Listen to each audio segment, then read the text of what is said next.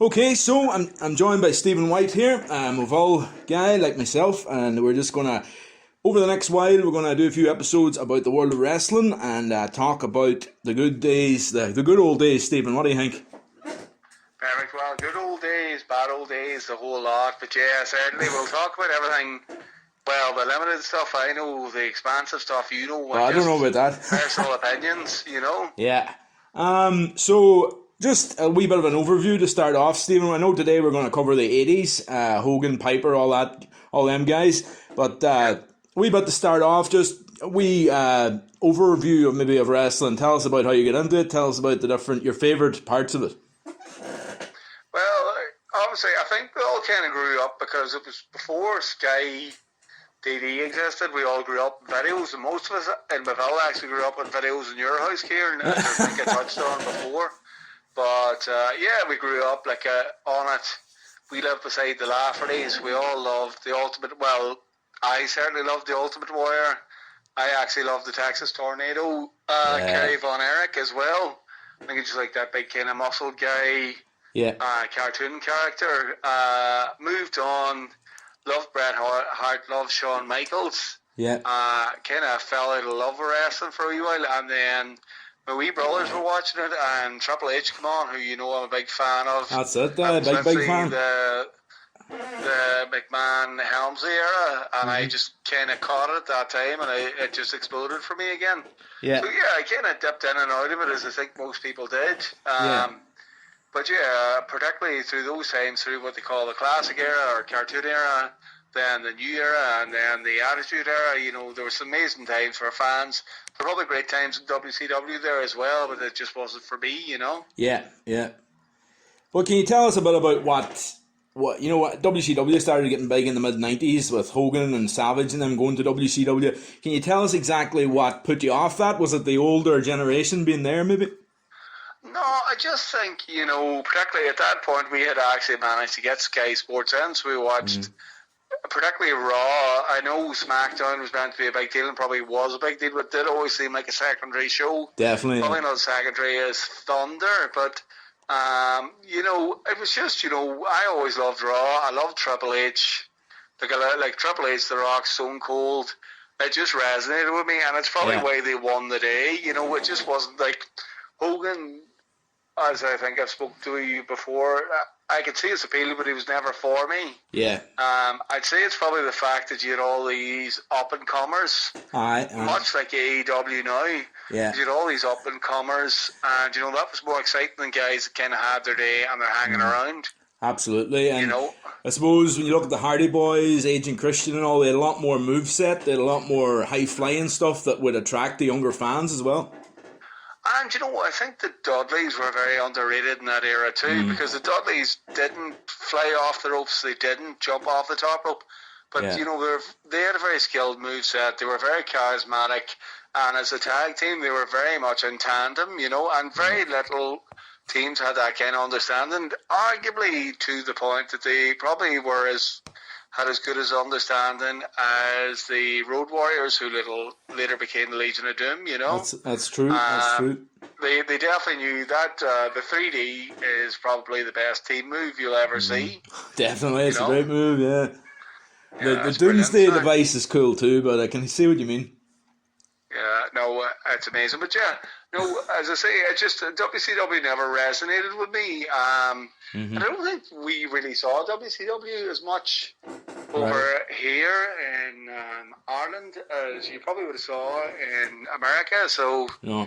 probably WWE was pushed a lot harder, which is why we all fell for it. You know. Actually, now that you mention that, WCW didn't really release their pay-per-views on video over here. It was just in the States. No, I never remember. I remember having a Sting doll, you know, and I Yeah. remember thinking, why did you get me this? Aye. And I also Okay. remember on my communion buying, not Legion of Doom, the name escapes me, Axe, Crush and Smash were the Demolition? Demolition, so that's what I bought with my communion money, was Cool. 3 dolls there, or 3 action figures of Demolition, so yeah, Yeah. that's what I remember. growing Yeah, up it was actually, but I remember going into whatever shop in Derry and that's what I bought it. fun days, eh? Being able to get Uh, the action figures and stuff, eh? class, class, It but was a big deal back I then, know, wasn't it? oh, unbelievable! Like it was Yeah. probably like it's hard to say because obviously we're a bit older, but it Yeah. seemed to be a massive deal to have those and trade them and bring them into school, and Aye. everybody was into them, Definitely. People have their Batman and Marvel collections, and some people have their wrestling collections. That's the thing. Yeah, no, 100. But again, I think we touched on it before, just between ourselves. They do call where Hulk Hogan, Ultimate Warrior, and Randy Savage were and Andre the Giant. Sorry, the superhero era. I know it's a Yeah. classic era as well, but the whole thing was The these golden guys era, were yeah. like real life superheroes. Tell us a bit about kind of looking into the dark side of the ring. Maybe you've been watching a lot of episodes of that. Can you kind of talk about that a wee bit? Well, it's hard to pick them. First of all, I'll say, the Randy Savage one is great. I loved Randy Savage, and, you probably didn't appreciate his whole story, particularly with you call him limited stature, but he was 6'1", 6'2", so he wasn't that small. Yeah. He was just small in comparison to your Hulk Hogan's of the world, who were 6'7". That's true. But, That's true. you never appreciated the fact his personality went over the top. He carried his own dad's territory much as Bret Hart did, but Bret Hart's probably more appreciated for it. That's true.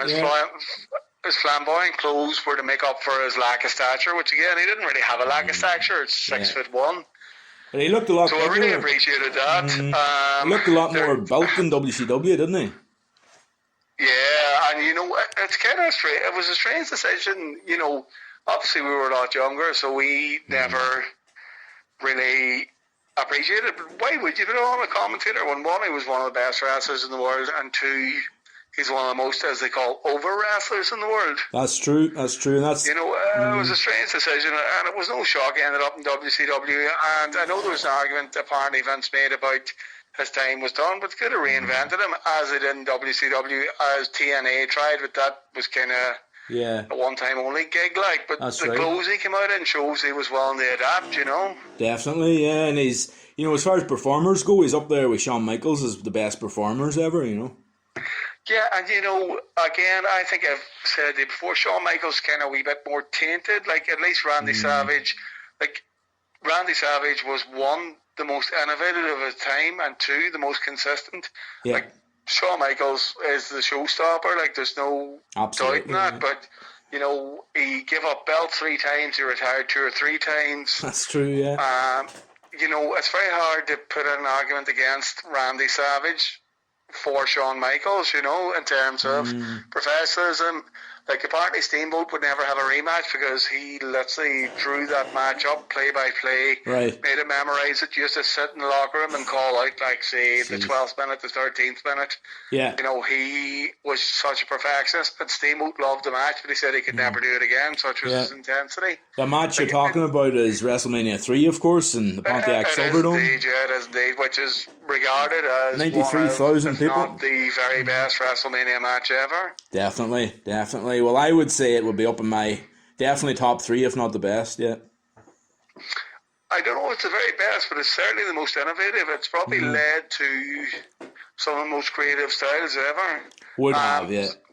Harking back to the dark side of the ring, as we spoke, it's very funny. Bret Hart told Owen Hart to wear a mask because nobody in North America was doing the moves or skill set that he had. Harking back to the the Mexican wrestlers. But Randy Savage was clearly an inspiration for Owen Hart because Randy Savage moveset was better than everybody's. Outside of maybe Superfly's, Definitely, and it was so calculated as well. Like, he would go up to the top rope and he would glide through the air when he's hitting the double hand smash thing, Yeah.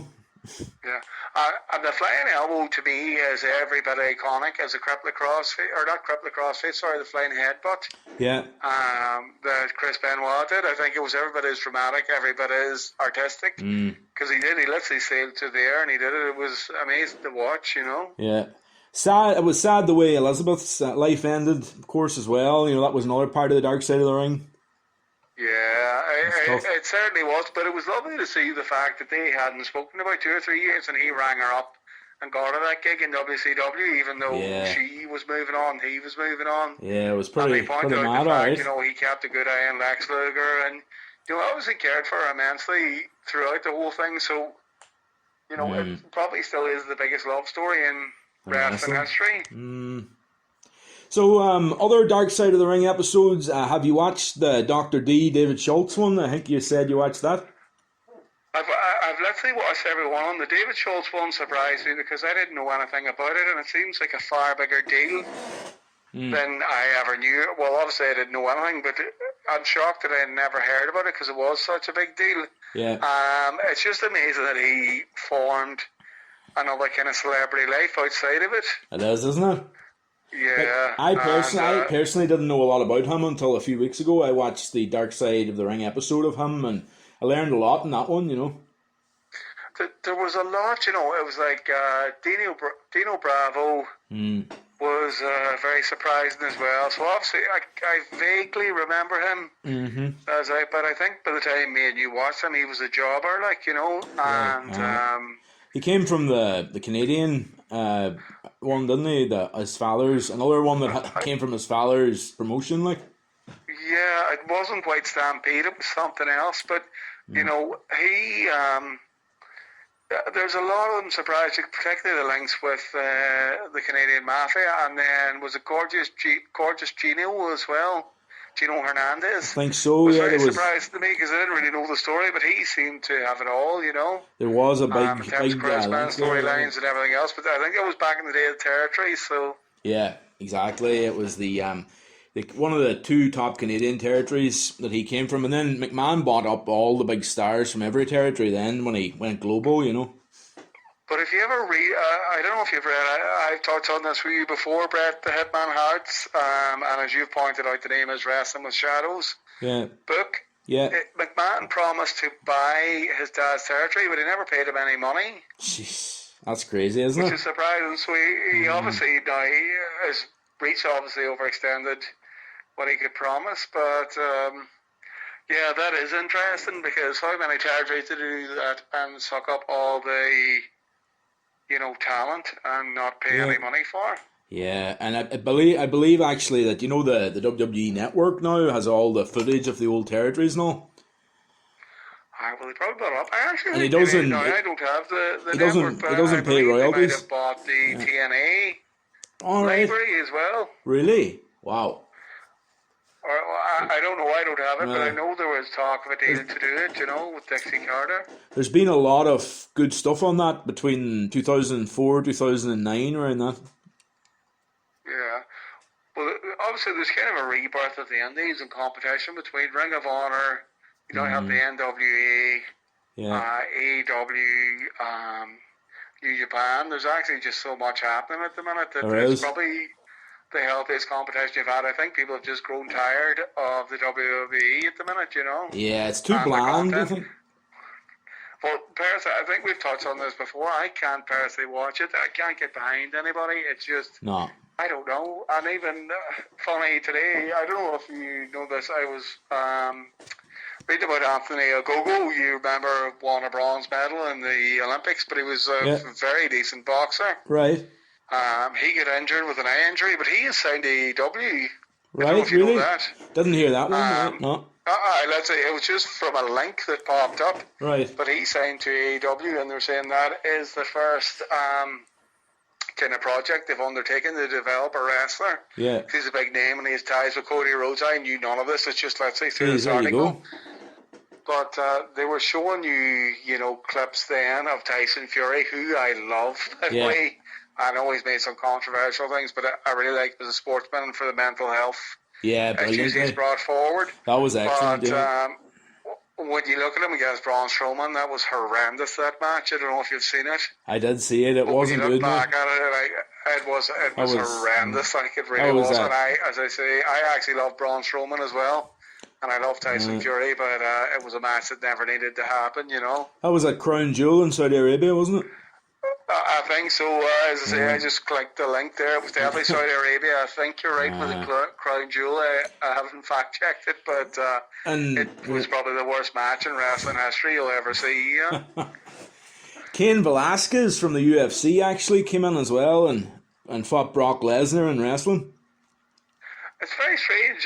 It's very hard not to compare that to the situation Ultimate Warrior coming into WCW to give a big personality their win back, you know. Yeah, I know. So do you want to touch on Hogan and the 80s now for a while, Stephen? Yeah, well, if you want to lead the questions, yeah, obviously, like, my knowledge is fairly, it's limited to intermediate, but what I know about Hogan is he wrestled with what they call the WWF, or Vince McMahon Sr. Indeed, He yeah. got offered that part in Rocky, who Vince McMahon Sr. was furious about. When Hogan took it, Vince McMahon Sr. sacked him. I think he went to the NWA, I'm not sure. He went to the NWA or AWA, I'm not sure. And after the success of Rocky, I'm pretty sure Vince Jr. brought him back. That's But right. obviously, as we have touched on before, I've never been a mad Hogan fan, but also you can't dispute if you like him or hate him or anything else.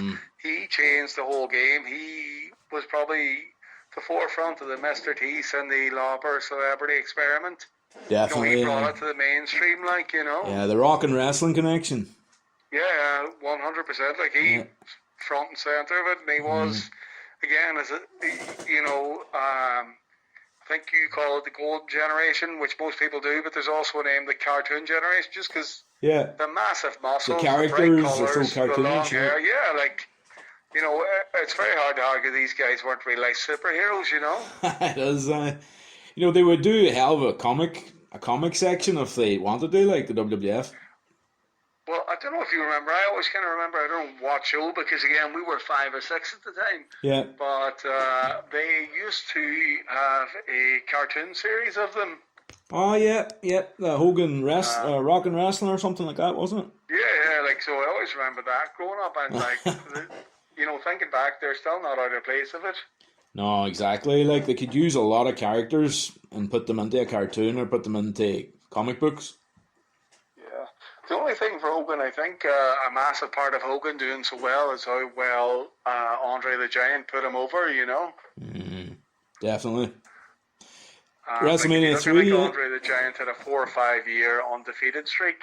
Yeah. And he let Hogan end it voluntarily, because Andre the Giant is probably like what the Fiend is now, if anybody watches wrestling now. Yeah. He didn't really need the belt because he was just this monster. He was this character that, he could be champion, which he never, he was for 3 or 4 seconds before he sold the belt to DiBiase, but That's true, yeah. he didn't need the belt to be a star, and there are certain wrestlers like that where the belt wouldn't matter, and Andre the Giant was a pioneer in that respect. Definitely was. He's just larger than life. Yeah, and he sold Hogan well, but I don't know if you've watched the Andre documentary. I have the HBO one, wasn't it? Yeah, but watched Hogan that, goes yeah. into tears talking about how he put him over and how Andre never said until, like, let's say he drew out something in this yellow legal pad, and he didn't say before going into the match how it would go, and he realised when he called the match the way Hogan had read it out, Yeah. that he knew then, like, I'm going over, as they say. Tell us about, have you looked at Piper much? Have you kind of looked at Roddy Piper years? I kind of know the problem with Piper, and growing up you'll probably think this. Piper was obviously the top heel, and they always say Piper was the guy, the perfect foil for Hulk Hogan. Yeah. But Piper always disappeared intermittently, and when you look it up now, it's because he kept disappearing into films, because as Hulk Hogan wasn't, Piper was a very decent actor. He was, yeah. Right up into It's Always Sunny in Philadelphia before his death. But yeah, like, I do like Piper. I probably know more about Piper in WCW than I do in WWF, because again, if you look at him, he's very intermittent. He is. But He is, yeah. and he was quite, I think you've seen as well, he's quite an influence on Ronda Rousey, and give her a lot of guidance and a lot of I heard that. support, to the point she ended up wearing his jacket on her WWE debut.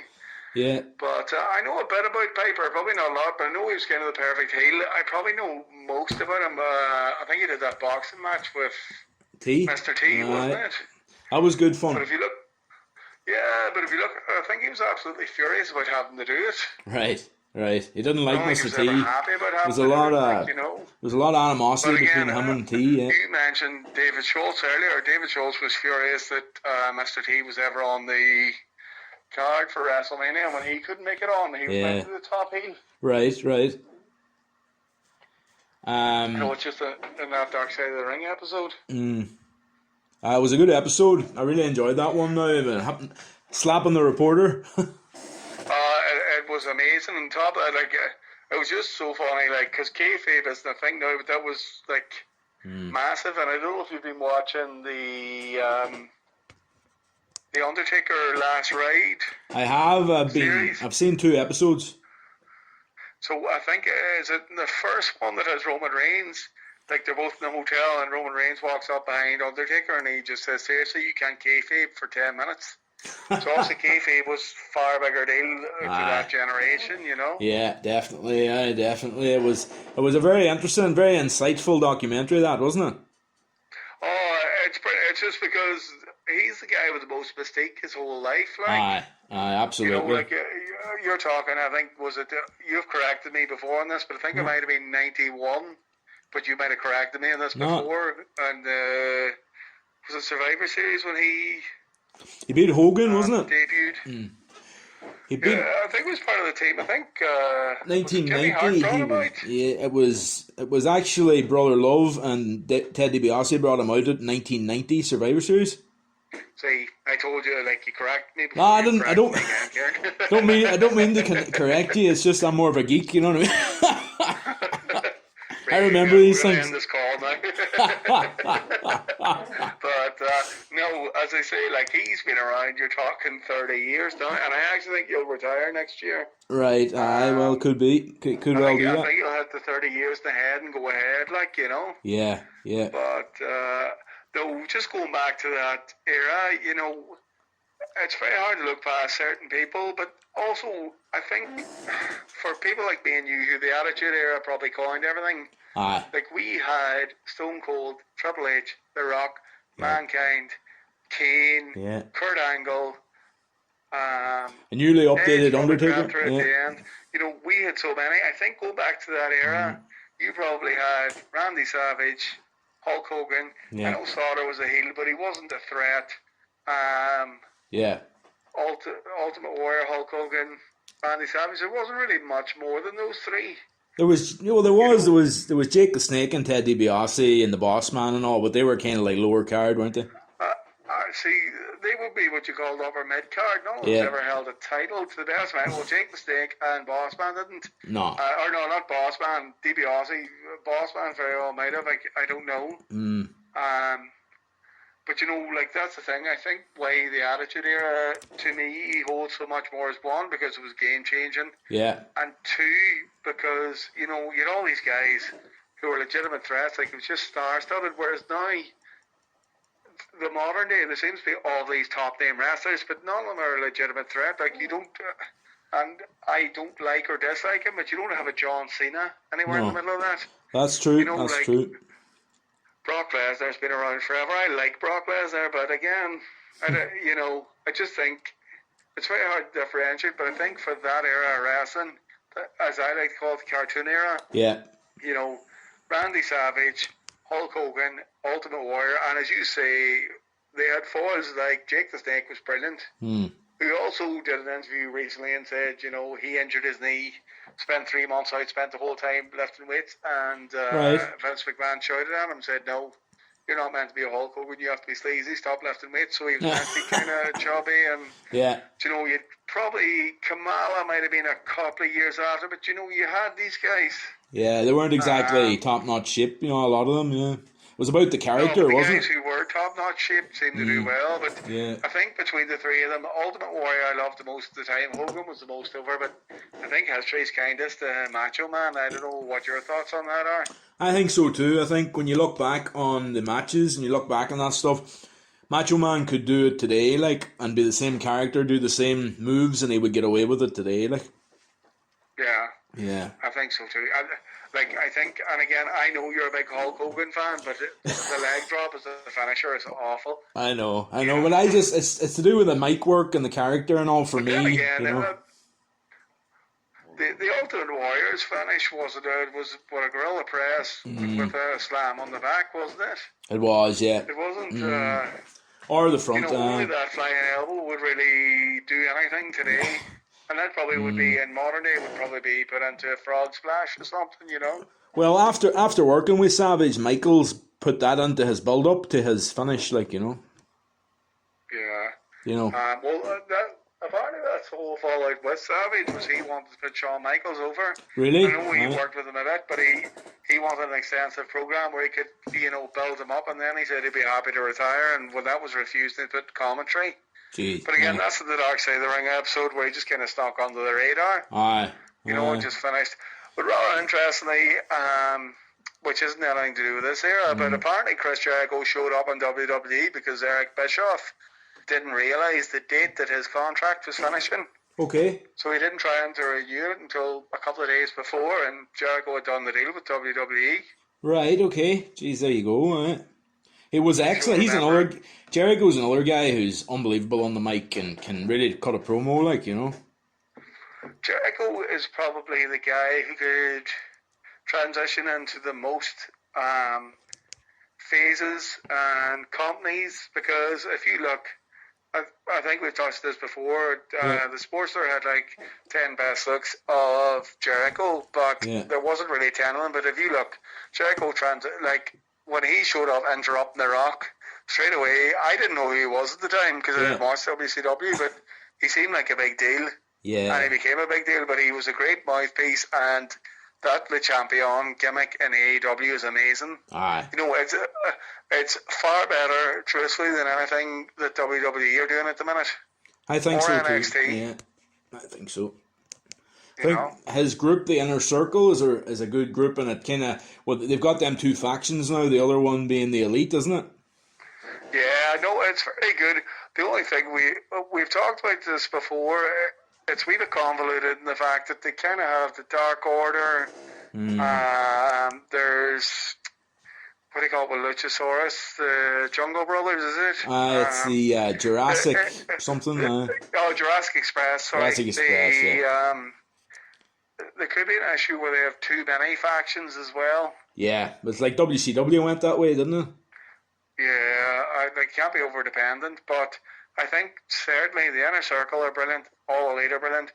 I wasn't into the Dark Order until Luke Harper was added, but that's just because if you look, apparently every wrestler in WWE thought Luke Harper was the best worker with the best skill set. Okay, right. What they call it, sorry, Luke Harper is now Brody Lee. Brody Lee, and do you think that's kind of like it harks back to Bruiser Brody, kind of the same look, same kind of. I think there's a wee tribute there. Oh, I absolutely think it's that. But also, I think, I don't know if you watched the TV show, The Handmaid's Tale. But I think he acts very much like one of the generals in that. All right. And again, he's a New York general. Like Brody Lee has said, his most frustrating experience in WWE was the fact that he's a guy from New York who's well-spoken and educated, and he was told to speak with a Southern drawl. Right. So, I think he obviously picks up inspirations. I don't know where from. I think definitely Bruiser Brody, as you say, but I think he called himself Brody Lee before the WWE picked him up, which again was probably down to Bruiser Brody because same kind of hair, same kind of beard. Yeah. But if you watch him and you watch The Handmaid's Tale, he has that same kind of intensity. I wouldn't be surprised if that's kind of what he's riffing off, Interesting. So, as far as the best promo in the business, like, when you think of Piper, when you think of Hogan, you think of Jericho, who would you put down as the best guy on the mic? It depends. For me personally, my favourite is Mick Foley. Because he got the cheap pop. Yeah. All the time. Yeah. He got the cheap pop. He was very good at it. He could switch the intensity. Yeah. it's very hard to know. Triple H could garnish, as you know, was my favourite, but Triple H could garnish such heat off, a couple of lines, a couple of words. The Rock had the crowd eating out of the palm of his hand. Yeah. Stone Cold had the most electricity. There's so much to say. Traditionally, probably Hulk Hogan was probably the best, with winding up his hand over to his ears, posing. The worst ever, I think, was the Ultimate Warrior. I think anybody could agree to that. Yeah, I think so. Very intense, kind of got the crowd going, but when you look back on it, it was bad. Like, oh, it was awful. The only thing is, his first promo in WCW is good, but he is just too intense. It was just too much. People didn't like it. No, it wasn't normal enough. It's very hard to know who the best promo guy is. And then Shawn Michaels was also very good. He is. He's good. I suppose it comes down to whoever can evoke emotion from you. Yeah, and who's actually very good, and you don't think of him that much when you look at the best promos, is McMahon. Yeah, well, to me, he would never register with me, but as you say that, yeah, sure, a lot of them call him the best heel ever. Golden Degeneration X. McMahon probably built, after the Montreal Screwjob, he probably built that entire Attitude Era. Yeah, that's true. Is there anything else you want to touch on, Stephen, in this first episode? Because we want to leave stuff for other times as well. Oh, no, I don't want to touch on anything else. I think we're just going down to the classic wrestling, and it's just really, I would say, what do you think is the best classic wrestling match that the two of us have seen? For me, it would probably be champion versus champion, Hogan versus Warrior. That was awesome. I don't know if you would have a different opinion on that. I think that's up there. I do think I really enjoyed that one, but I do like WrestleMania 7, Warrior v Savage. It has to be, for me, the best. Is that where Elizabeth attacked, was it Sherry, was Savage's manager at the time? That's right, yeah. That's right. That was when Elizabeth and Savage got back together. Yeah, no, well, that again, the only thing is, I think Warrior stood on Savage's chest for the count of three, which I never liked. Right, okay. I think Warrior, that's where Warrior gets his detractors, with things like that. But I don't know. For me, personally, I think it was champion versus champion, or else Steamboat versus Savage. But I think two awesome matches. matches. Years Savage is in every conversation. Definitely. Come here. I want to ask you your favorite bad guy or heel of all time, or of the 80s even, because we're covering the 80s here. Well, probably again, because Savage kind of switched between the two. Probably Savage. Piper again. I liked, Piper was good, but Piper kind of flitted in and out. And I have to say probably Savage, because Savage had that, I don't want to be rude, but like a schizophrenic character. Yeah. Where he switched between good and evil, where he could turn. Yeah. I think Savage just, obviously. Say whatever you want on here, it's online. Pardon? We can say whatever we want on this because it's online. It's not like we're. No, but I think Savage. I just think the way Savage played between good and bad. I think if you ever see the big, because Savage was dramatic and everything else, like the big handshake with Hulk Hogan. Yeah. The forming of the Mega Powers. I just that think was awesome. Savage for switching between good and bad. I think obviously I have a big. I have a soft spot for Savage. I think the fact that he could switch between good and evil, it was a brilliant wrestler. I just remember that big handshake where he holds his arm and looks at Hogan. He's like, "Oh, will I do it? Will I do it?" I also recently listened to his rap, "Be a Man." I've heard that too. Yeah, I've heard that. Don't, as I say, I've listened to it. I've listened to it the whole way through. It's awful. It is. He done a whole CD apparently back in the day. He done a whole album of rap, a rap album. That's part of it. Be a Man is about Hulk Hogan. Right. But I haven't listened to any more songs because I listened to one of them. Coincidentally, again, it came up as a link. Right. And I haven't listened to any of his others either. And it is every bit as good as you think Randy Savage rapping would be. With the husky voice, eh? But no, he's very good. It's very hard to see past Savage. I never liked the Honky Tonk Man. I'm not gonna like him now. I'm just looking for classic heels. Yeah. And I can tell you who I never liked and still don't is Doink. But you know, I Doink, really didn't yeah. appreciate how creepy he was at the time. I think it's a bit too it's too gimmicky, to be honest. I think that mid-90s era was very gimmicky, like. Well, Doink Tatanka, I think he came up in one of the Dark Side of the Rings, but Repo Man, there was an awful lot of All right. trial and error, I'd say. Yeah. So they're just like thinking of jobs or thinking of situations, just putting characters out there, like. I know. Well, I thought the Big Boss Man was terrible to start with, but I thought they really caught on to him with the corporation era. I Aye. thought they switched him very well onto the whole Made him a prison guard. kind of SWAT team thing. Definitely.